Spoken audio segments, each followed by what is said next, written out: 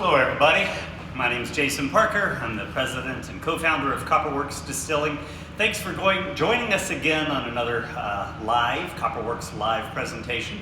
Today we're going to talk about barrels, how barrels work, how they're built, why they're built the way they're built, what they do to contribute flavors, and also how that works, and then even how the warehouse works. So we've already talked about grain, we've talked about fermentation, we've talked about distillation. This time we're going to get into the barrels. Next week, Jeff's going to be talking about Release 33, which is a whiskey that was aged in a sherry Fino cask. And then we'll get back into some more production-related details a little bit later. First thing I'm going to do is pour myself a little bit of whiskey so you can see a little bit about how we do that. This is a whiskey barrel that's been here for about 4.5 years. And what I'm doing is I'm driving in this device into that bung. That is called the bung, by the way. This is the bung hole. That's where that word comes from, if you ever wonder. And then we pull that out and can use a thief. This would be called a wine thief in a winery. But here we call it a whiskey thief. Hold your thumb over that and get a little sample. And there we have it. And then all we'll do is just put this bung back in. So, as we talk about barrels, I think maybe the first thing to do is to talk a little bit about how a barrel is made, what the parts of it are. This is going to be a nice one. So, I'm going to carry the camera. Actually, I tell you what, I'm going to bring a barrel over to you first. Ethan's going to be joining us a little while and carrying the camera around, but to start, I'll be doing this. Let's talk about a barrel. Barrels were a common way to move product around. Obviously, they used to move everything from fish to nails to salt and flour, but also whiskey. It wasn't that people were trying to age whiskey in barrels. It was that they were making whiskey and needed to transport it, that they would put them in what were called tight barrels. A tight barrel is a barrel that is so manufactured in the way that it does not leak liquids. Most barrels were not tight barrels, so there was no reason to build that quality of a barrel to ship nails, but for spirits, you did. The other neat thing about the barrel, this is a standard American bourbon barrel, meaning that it is a 53-gallon American white oak barrel. This is the industry standard for a name. I should say that everything that looks like a barrel is actually a cask. That's the standard industry name for any shape or size of a barrel. Within there, then you have things like a butt. This is a 500-liter barrel. You have puncheons. You have, good Lord, you've got all sorts of things. Firkins. This is a barrel. This is literally the one that is called a barrel, which is why we sometimes misuse the term barrel to mean any cask, but this is our standard barrel. Another neat thing about a barrel, you may have seen that if almost with one hand empty, you can control it and move it around the room. If it's on the ground, you can move it with your feet. So this is a common way to move barrels and roll them. And you can even do end over end, where the barrel goes just like this. I'll get over here so you can see it. Goes back. What's kind of fun about this is normally a person can't move 550 gallons of spirit around by themselves, but in the shape of a tight barrel, you can. So, a little nomenclature on a barrel. The thing is a barrel. These pieces of wood are called staves. So all of these, there's about 49 or 50 of these individual staves. Depends on which cooperage it is. So this is some pretty wide staves. Some of these, so this one will have a lot fewer staves, probably 20 or 25.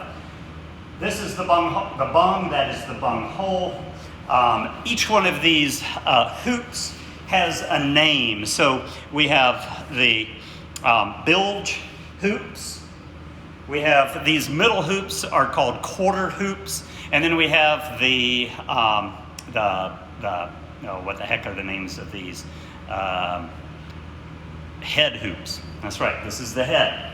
This area that's carved in there is the chine, right? So what they do to build a barrel is they take about 25, 35 of those pre-cut staves. They're all beveled like this, and the edges are beveled so that they will form a round shape. They put them together. It's called standing up a barrel with just a ring, not this final hoops, but a metal ring on there. Drive in the staves by using a hammer, kind of a dead blow hammer, to get those all aligned, and then start knocking the staves on top. Let me show you how that looks, and then we'll get into some of the details about how a barrel works. So to drive a stave in, you use a hammer. This is a 3-pound, actually this is a 2-pound hammer. And this little device right here is curved. I don't know if you can see it, but it's curved in such a way that it actually fits right on the stave. So obviously you want to start with the staves closest to the bilge, drive those down, right? And once they get tight, these are a little bit looser, you can drive those down. You'll go all the way around, you'll go all the way around the cask doing that. You'll notice that this particular device has no guard on it. Modern ones actually have a guard so that if you do miss your hand, you don't end up bleeding. It's not fun when you do. So barrels come to us pre-built, and these days pre-charred, pre-toasted. We'll get into the details on that as well. So let's talk a little bit about what materials are used for a barrel and how they're used.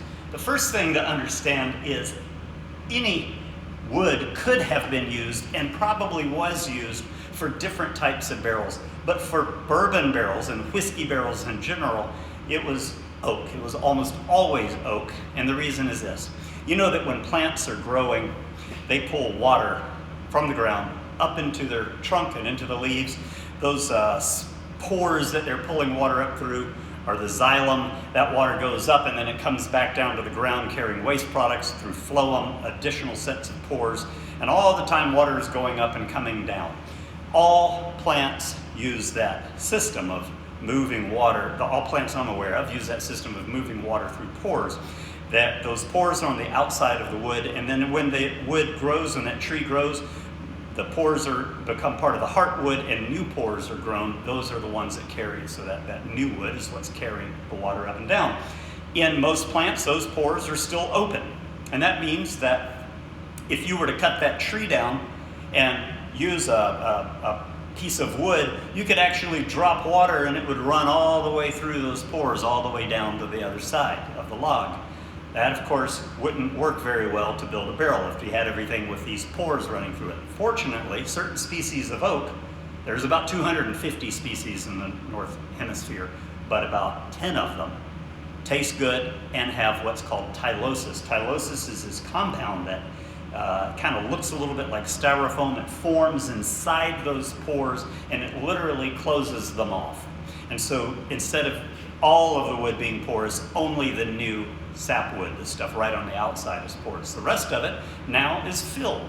So if you cut the tree correctly, and I'll talk about that in a second, if you cut the tree correctly, you can end up with a piece of wood that won't leak. That means that the piece of wood has pores running all the way through it, but they're filled with tylosis, so they're no longer permeable. The way you have to cut that tree is, of course, you cut the bolt of wood, that is the area with no limbs on it, and then you have to turn the bolt of wood into stave blanks, or just pieces of wood. You do that by quarter sawing. So if you imagine that you have the tree like this, you cut it here, and then you cut all these individual pieces out, so that everything is sort of heading towards the radius of the tree. That's going to protect the majority of those pores are going to be running all the way down without any penetration. So you'll have some pores that are open on the outside, but not enough to make that 1-inch stave leak. So that's one of the big reasons that people use oak, is that it holds liquor. A second great reason is because of that tylosis, you can heat that wood and then bend it. And as you bend it, when you cool it, it stays bent. Not all wood will do that. Some will spring back, some will break. Some you can't bend very easily. You have to carve into shape. But with the tylosis, oak is very flexible, so when you heat it, you can bend it. That's why barrels have always been heated to some degree, either over fire or using steam, and that's what allows those staves to be bent into the shape of a barrel. So those are two great reasons. And the third reason is it tastes good. Now I mentioned there's 250 varieties of oak just in the North Hemisphere, but in fact, about 10 of them are common. We are familiar with American white oak, Quercus albor, there's French oak, there's Hungarian oak, there's Japanese oak, there's all sorts of oaks around the world. Here in the Northwest, there's Quercus garryana, the Gary oak. Westland's doing a whole bunch of work with that oak. That is unfortunately an endangered species, so you can't harvest it unless it's already been taken down for another reason, building a road or something. So the most important thing is first to select the oak, and then the second thing is you got to take the oak and get it ready to turn into a barrel. Here's Ethan, so we're going to move a little bit. So in order, thank you, Ethan. In order to make a barrel, you have to heat treat the oak. Even if you have really good oak that's been grown in a wonderful place in Missouri, you still have to heat treat it. The way you heat treat it is by adding gentle heat, not to burn it, but to gently break down fibers of the wood. Oak is made out of about 5 different compounds. 3 of them I'm going to talk about. Cellulose, which I'm sure you're familiar with. Hemicellulose, which is similar to cellulose but more complex, and then lignins. Those 3 compounds make up about 90% of the tree. Cellulose is non-heat liable. That means that if you get it warm, it doesn't break down. But hemicellulose and lignins do break down. So if you get them warm, they break into vanillin and caramels and oak lactones, these things that actually become the flavor elements of the barrel. So if you took a beautiful tree and didn't heat it, you'd still end up tasting like sawdust. You know, I skipped something I want to talk about, which is seasoning. Before you do the heat treatment, before you build a barrel, you have one more step that you have to do, and that is you've got to dry the wood. When you harvest a tree, it's 45 to 50% moisture, but you want to have it between 12 and 13% moisture to make a barrel. How do you do that? 2 ways. You run it through a kiln, that's the way that bourbon barrels are done, or you let it naturally age. That natural aging takes many more years. It works a lot more slowly, but it has one improvement, and the product is called seasoning. So you may have heard of seasoning oak in wines before. All good wines use seasoned oak. Most bourbons, Tennessee whiskeys, and therefore Japanese and Scotch barrels who buy those used bourbon and Tennessee whiskeys aren't using seasoned oak. We use seasoned oak. So what does that mean? That means that after the tree is cut down and those bolts or wood are made, before it's turned into a barrel, they don't run them through a kiln.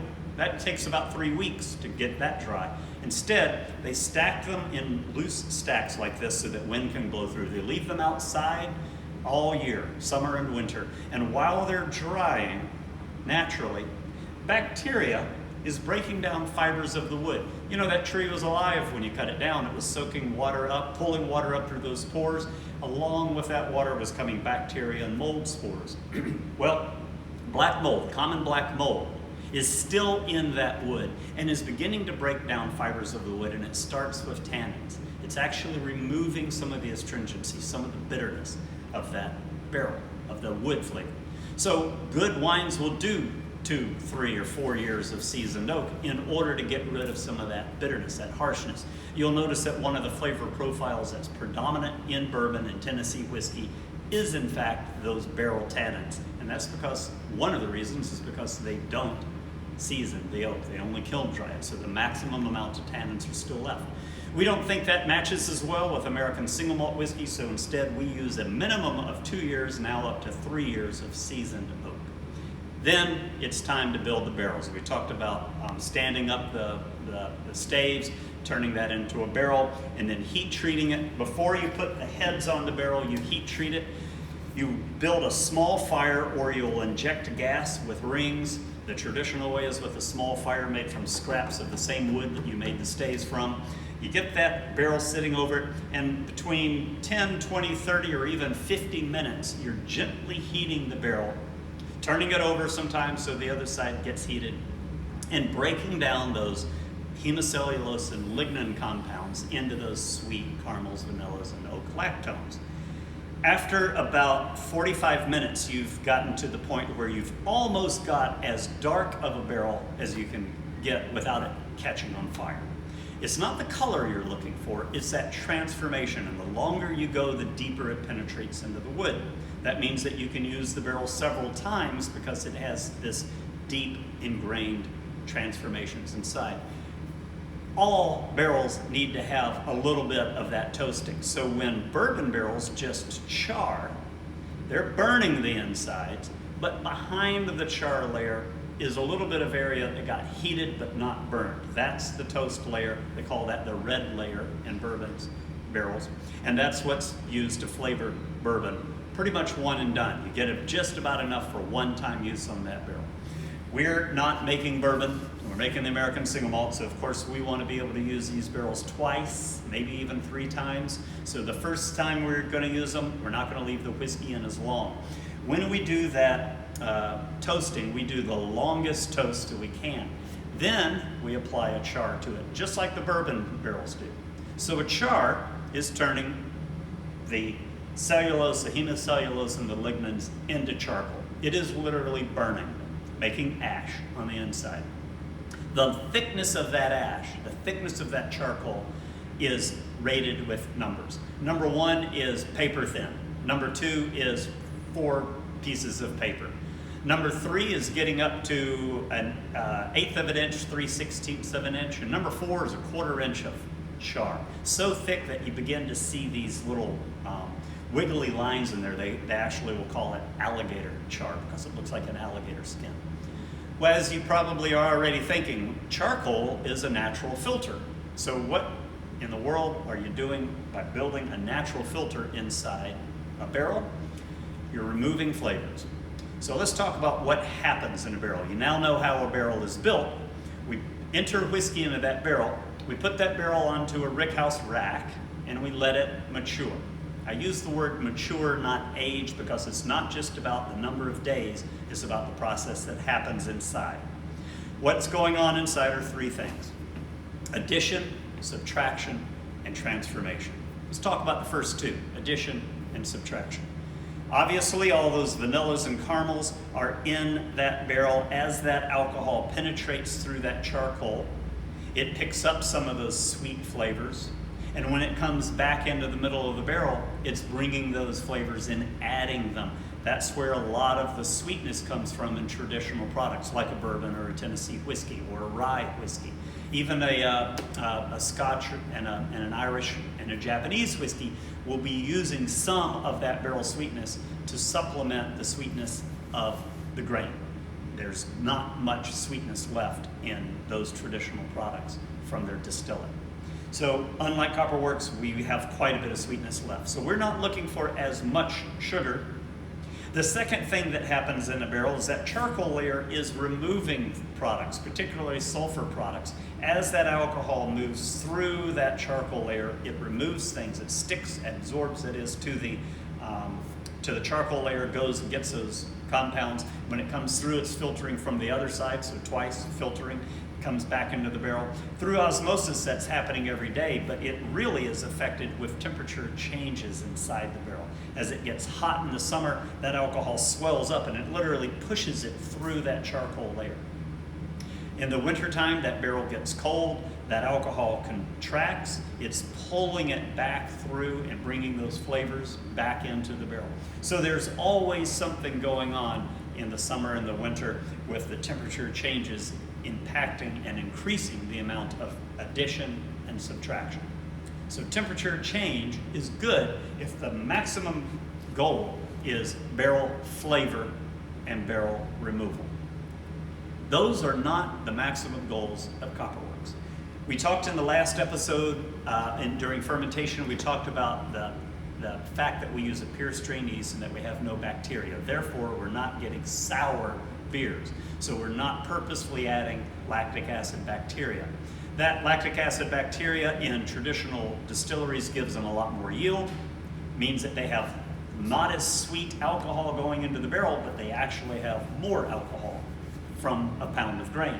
We're not looking for that. So instead, we're going to end up putting the whiskey in the barrel even a higher proof, or, well, about the same proof as what the traditional ones will do, 120 proof or lower.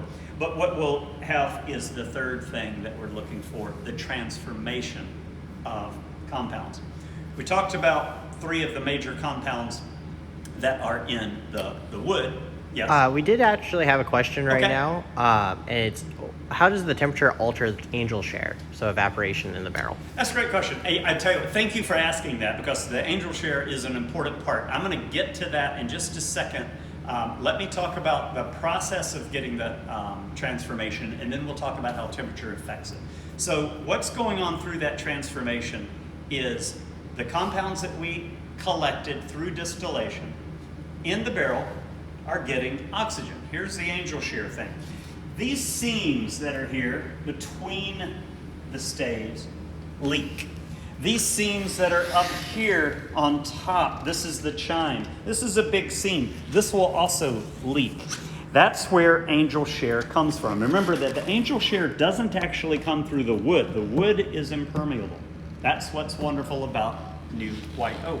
But it is coming out through these sides. In a traditional distillery, Scotland, Kentucky, they're going to lose between 2 and 3%. That's a normal number. If you get into places like India, it could be as high as 12 to 20% a year. So we're talking on these numbers, annual numbers. Around Copperworks, we have between 5 and 7%. The barrel is not the reason, it's the warehouse conditions.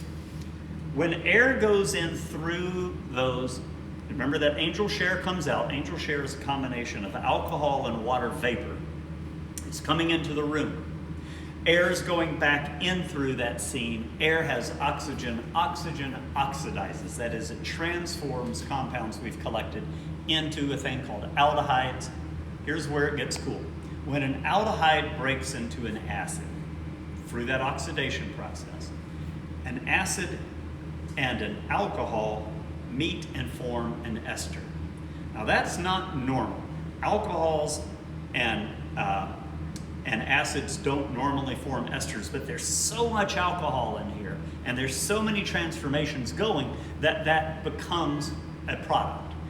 Esters are what tastes like mature whiskey. That's where the leather and the tobacco and the dark chocolate and the coffee beans, all those things that you think of as a mature whiskey, they're not actually the vanilla and the caramels coming out of the barrel. They are the transformation due to oxygen, and then that oxygen and an acid bumping into each, or the acid and the alcohol bumping into each other, forming an ester.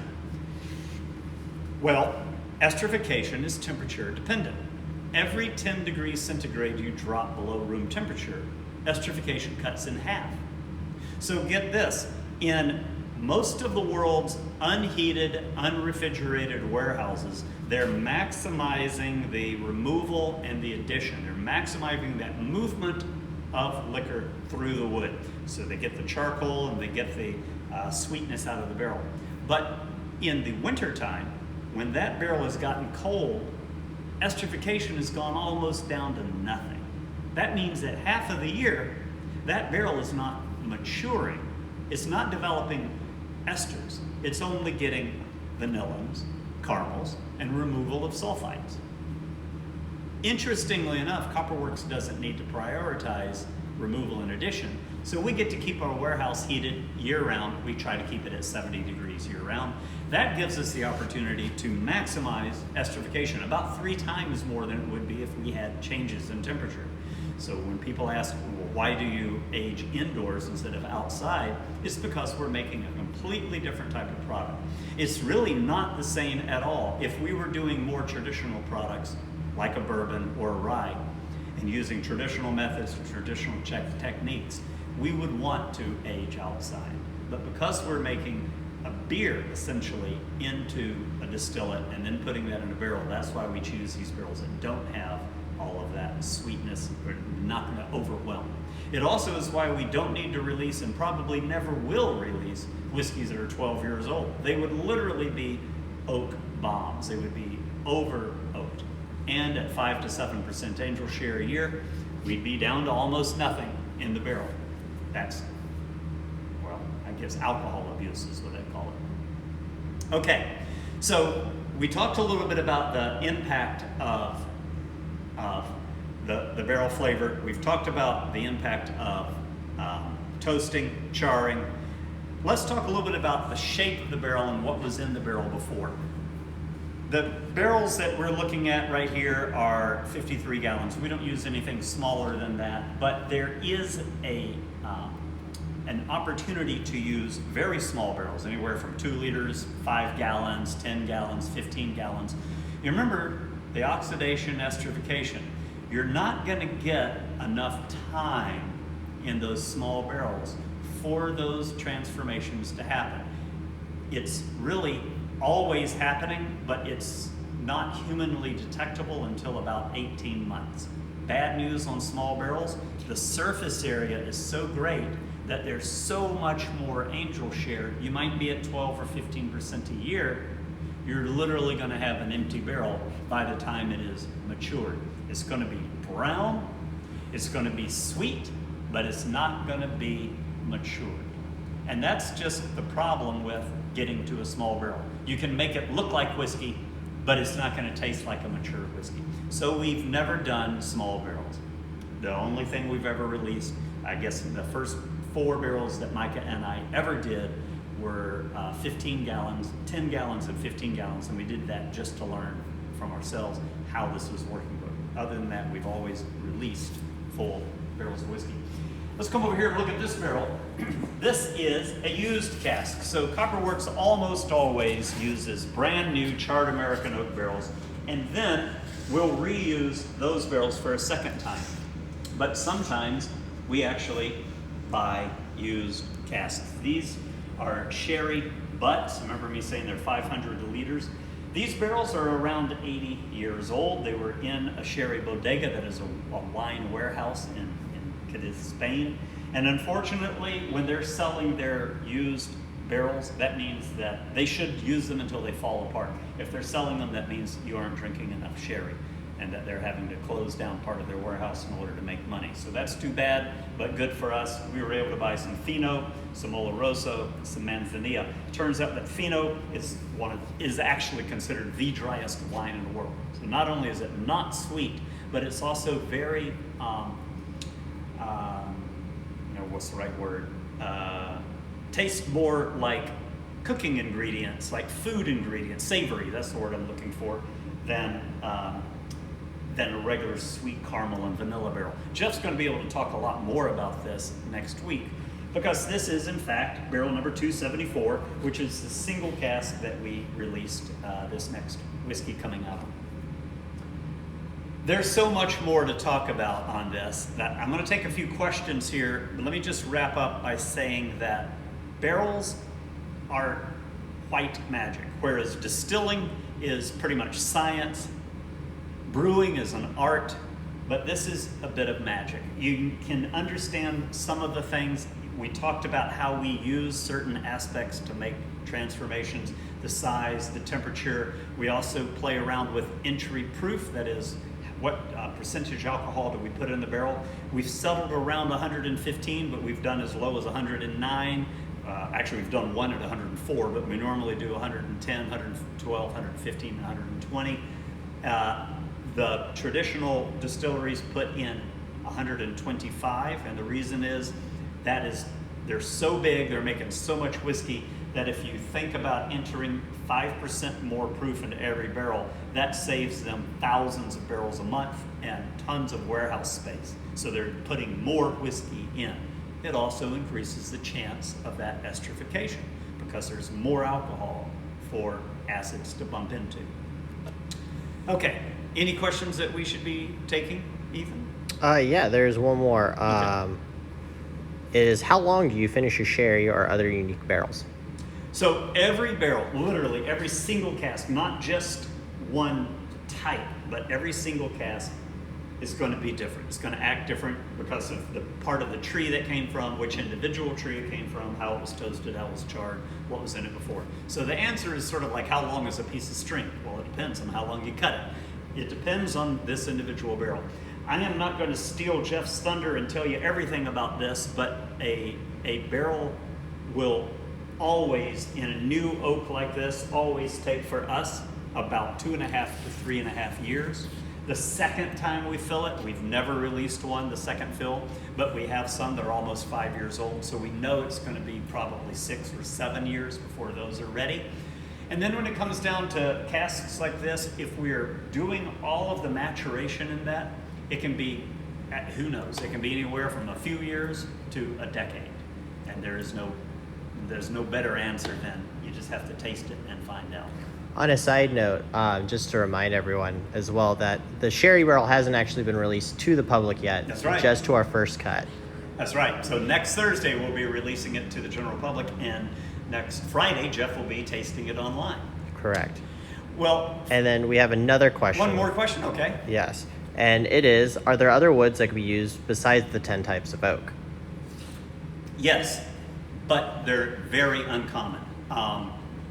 Juniper has been used. Acacia has been used. Certain woods, like even red oak, is way too tannic to make a decent tasting barrel. Bog oak. Let me see here. I actually may have a list of some of the oaks, but are some of the woods other than ash, beech, cedar. Oh man, can you imagine a cedar barrel? I mean, it doesn't even sound good. Some of these are not for a whiskey. Some of them are for wines. You know, a Retsina you could imagine even being in a cedar barrel. That kind of makes sense. Chestnut, cypress, Douglas fir. I cannot imagine how short-lived a Douglas fir barrel would be. That is a very porous wood. Eucalyptus, juniper, larch, pecan. I say pecan, not pecan.